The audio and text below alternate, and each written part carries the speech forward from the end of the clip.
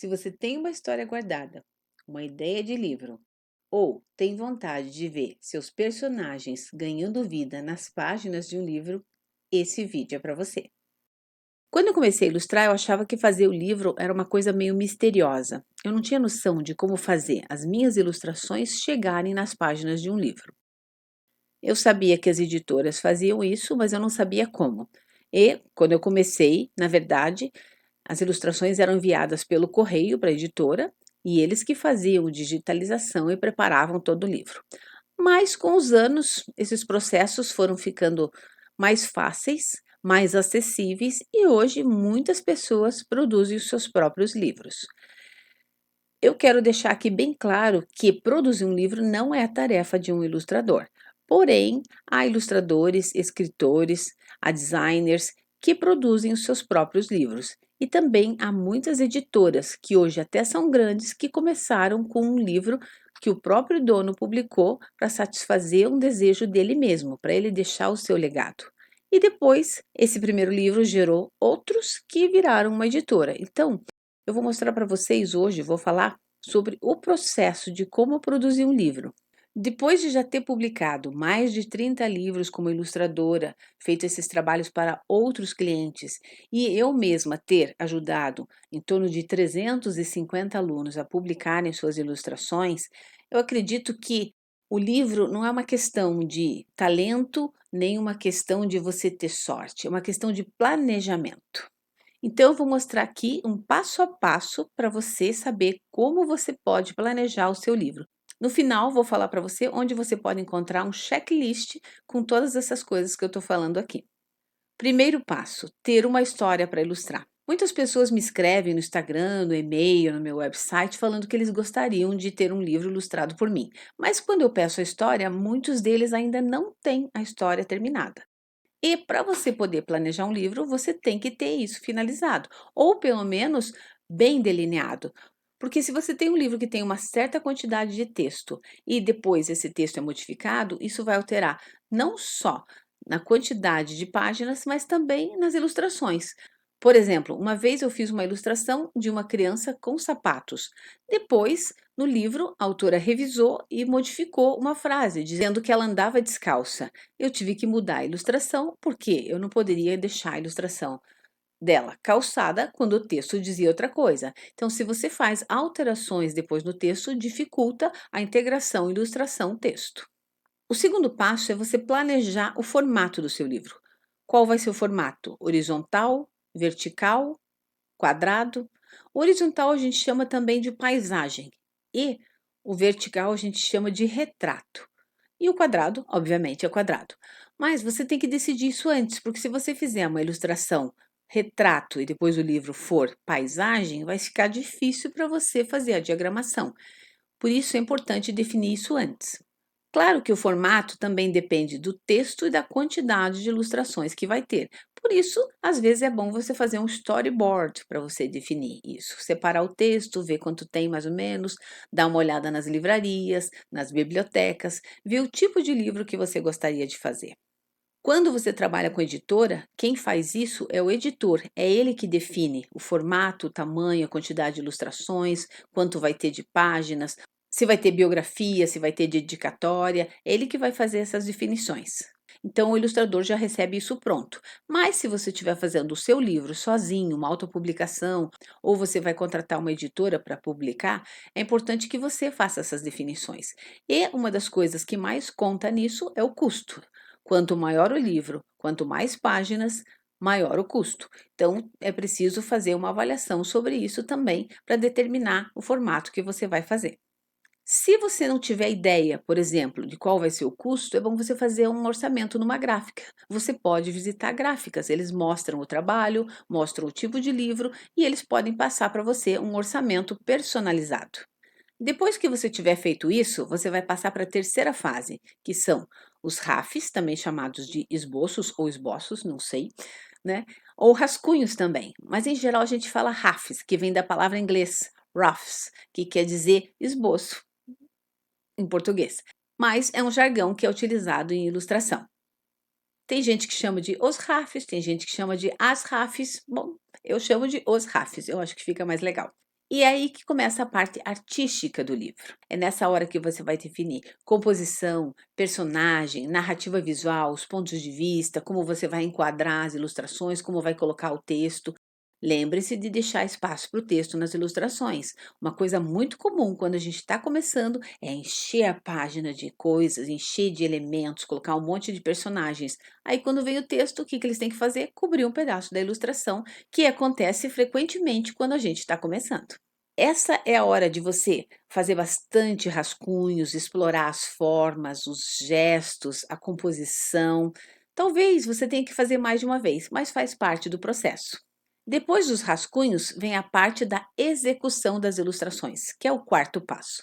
Então, finalizados os RAFs, é hora de você partir para as ilustrações originais, que é aquele trabalho que você vai acabar entregando para o seu cliente, se você estiver trabalhando para uma editora, ou que você vai inserir no arquivo do texto, caso você vá mandar seu livro para a gráfica.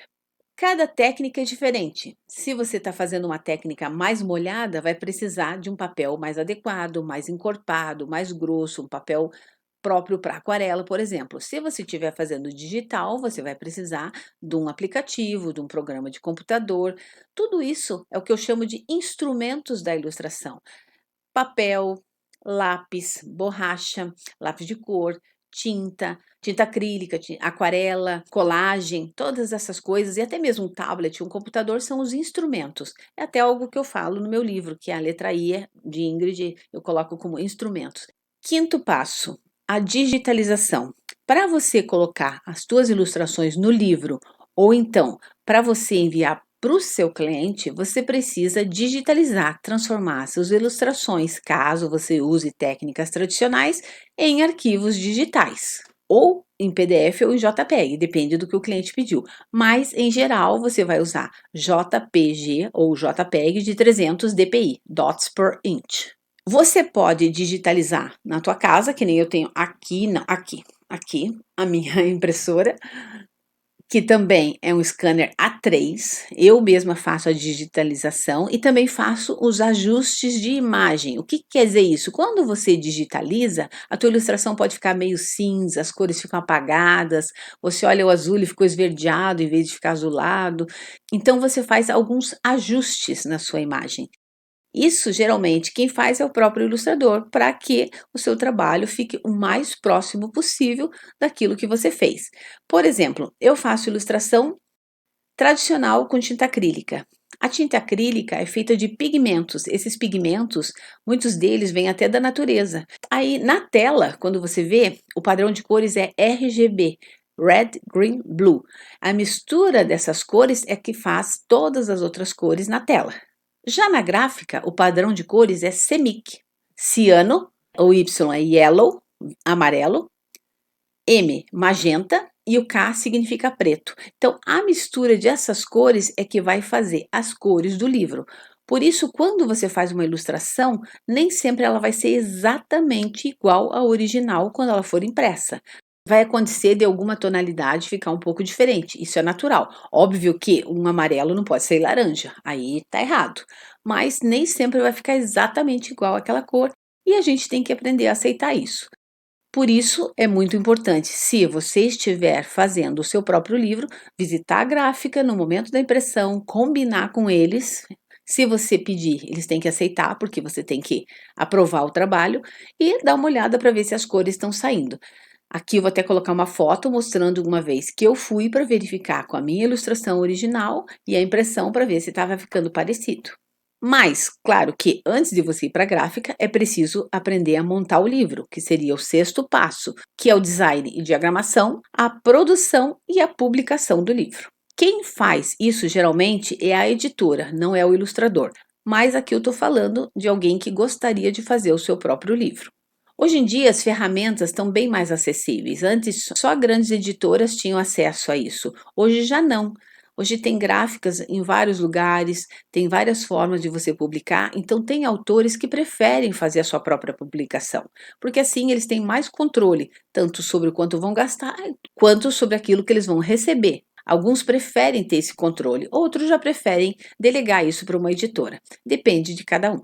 Para você fazer o arquivo do livro, para poder mandar para a impressora offset na gráfica, você tem que ter um arquivo específico que tenha o padrão que eles recebem de arquivo. É um tipo específico, não é todo programa que tem. Por exemplo, o InDesign, provavelmente o Illustrator também tem, embora eu não use Illustrator, e eu uso o CorelDRAW, que tem esse padrão de impressão.